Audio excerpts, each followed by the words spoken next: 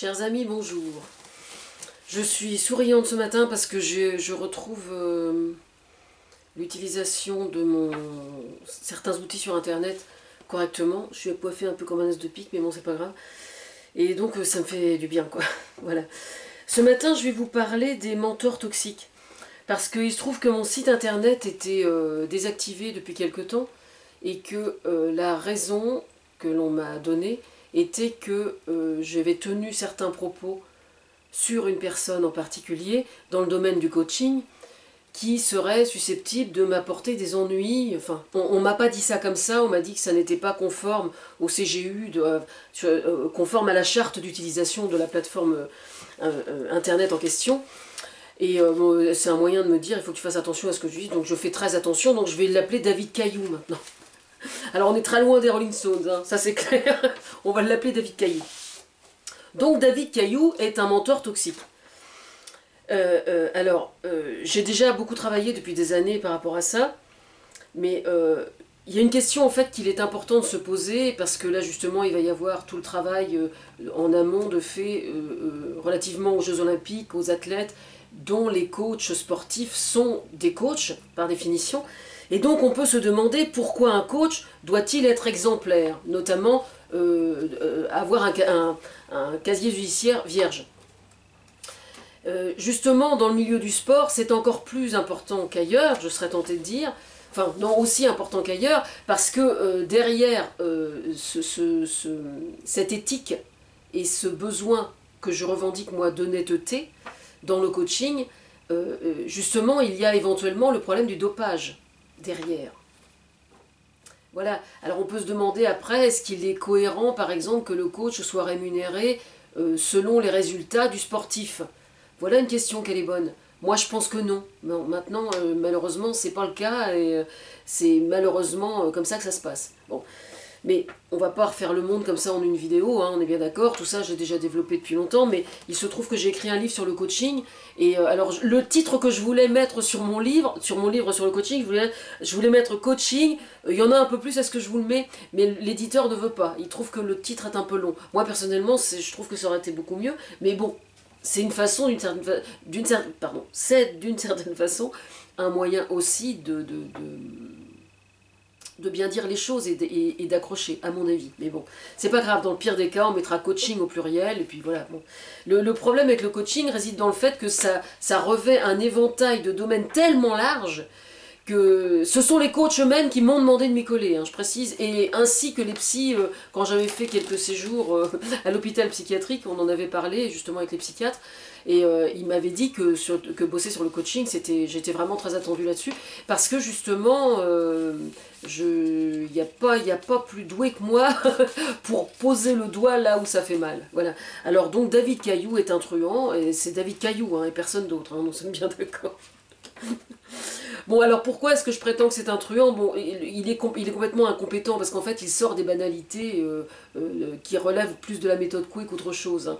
C'est-à-dire des choses extrêmement convenues et extrêmement conventionnelles, qui sont effectivement en elles-mêmes ne sont pas toxiques, on est bien d'accord. Sauf que le problème, c'est qu'il oublie complètement l'essentiel, à savoir que quand quelqu'un éprouve le besoin d'aller vers un coach, et pas vers un psy par exemple, déjà en soi c'est un symptôme de quelque chose.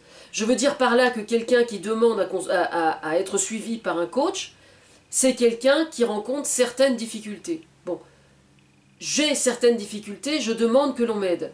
Si je schématise, c'est un peu ça. Sauf que le problème, c'est que la raison, une ou les raisons pour lesquelles il est demandeur d'être suivi par un coach, dans ces raisons, il peut y avoir des motivations de blessures extrêmement graves et extrêmement profondes, y compris qui relèvent purement de la psychiatrie et de la pathologie mentale. Mais ça, David Caillou, il s'en fout complètement. Parce qu'en fait, ce qui l'intéresse, c'est vraiment le pognon, en fait. Hein, voilà. Alors pourquoi je prétends que c'est un truand? Parce que l'incompétence, c'est une chose. D'accord? Je dirais que c'est à la limite, l'incompétence, en ce qui le concerne, c'est le plus pardonnable. Maintenant, il y a autre chose. C'est qu'aux États-Unis, cet homme-là a été condamné. D'accord? Il a été condamné pour escroquerie.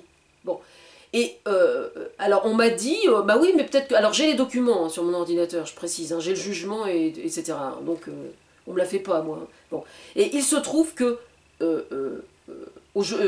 sous ces vidéos, il y a quelqu'un qui m'a dit, il y a un de ses fans qui m'a dit, mais en fait il s'agit peut-être d'un homonyme. Alors, effectivement, c'est une hypothèse qui est tout à fait recevable. Hypothèse dont j'ai eu la sagesse de me satisfaire pendant quelques années, pour information. Sauf que ce qui est extrêmement interpellant, c'est que justement quand vous tapez David Caillou sur un moteur de recherche, pour avoir sa date de naissance afin de se disculper, eh bien cette date de naissance, on ne peut la trouver nulle part sur Internet. Ce qui est bien la preuve que c'est bien de lui dont il est question. Voilà. Alors maintenant, est-ce que quelqu'un qui a eu des problèmes avec la justice pourrait pas éventuellement faire amende honorable et être devenu un bon coach? J'entends par là un coach honnête, éventuellement oui, mais dans ce cas-là, il faut avoir le courage d'affronter son histoire. Voilà. Moi, j'ai le courage d'affronter la mienne, et effectivement, ça n'est pas du judiciaire dont il est question. Bon, voilà. Enfin bref, David Caillou, donc, est quelqu'un de peu recommandable dans le milieu du coaching. Et pour ceux qui seraient en doute par rapport à ça, je tiens juste à rappeler que sous une de ces vidéos, j'ai observé quelque chose de très interpellant, qui réside dans le fait que c'était un jeune homme qui est schizophrène et qui a été diagnostiqué schizophrène, qui était suivi par un psychiatre, qui avait un traitement. Donc c'était un schizophrène, parce que tous les schizophrènes ne sont pas dangereux, pour information, mais il se trouve que dans le doute, il est possible aussi qu'il le soit. Et alors, ce mec-là expliquait à David Caillou que grâce à lui, ouf, il était enfin rassuré qu'il allait pouvoir arrêter ses médicaments. Vous voyez ce que je veux dire? Donc quand je prétends qu'il est toxique, je pèse mes mots, d'accord? Hein, quand on souffre d'une pathologie mentale, c'est pas avec la méthode Coué devant un miroir qu'on va s'en sortir. Je suis désolée, hein. Je ne vais pas aborder le problème des maladies mentales ici dans cette vidéo parce que c'est un sujet extrêmement vaste, évidemment.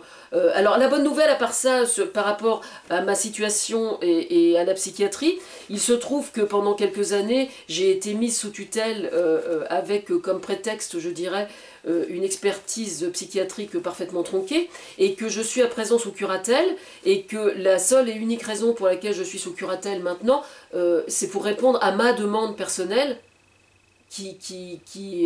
j'ai demandé à être sous curatelle pour bénéficier d'une période de transition juridiquement entre la tutelle et le fait de ne plus avoir aucune protection.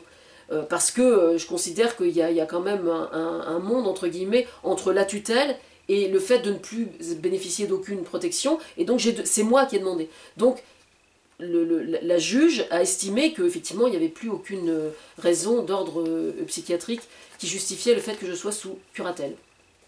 Alors pour moi c'est extrêmement important pour une raison bien particulière, c'est que je suis censée, et j'ai l'intention de le faire, être patiente experte face à la psychiatrie et tout le milieu des psys, en ce qui concerne la délinquance sexuelle, le harcèlement, les violences faites aux femmes, etc.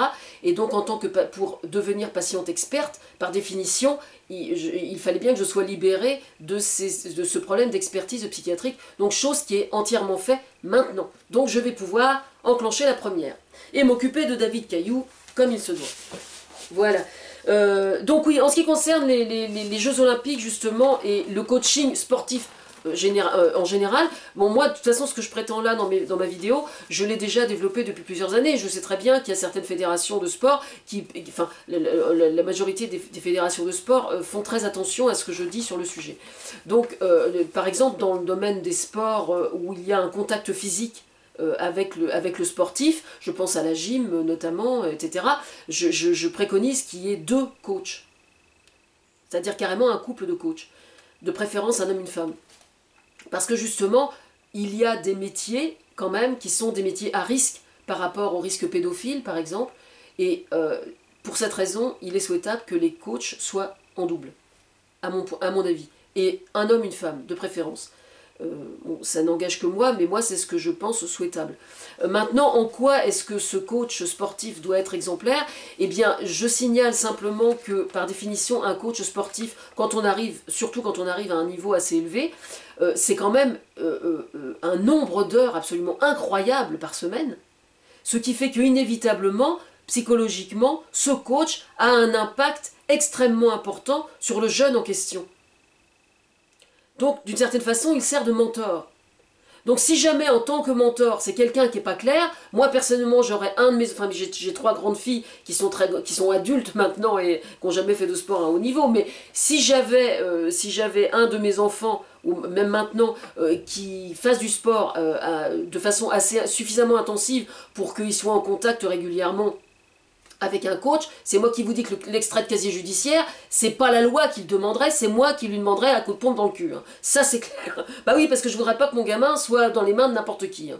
Voilà. Maintenant, ce serait bien que les parents eux-mêmes aient cette exigence-là, parce que je trouverais ça parfaitement légitime. Voilà. Bonne journée à tous.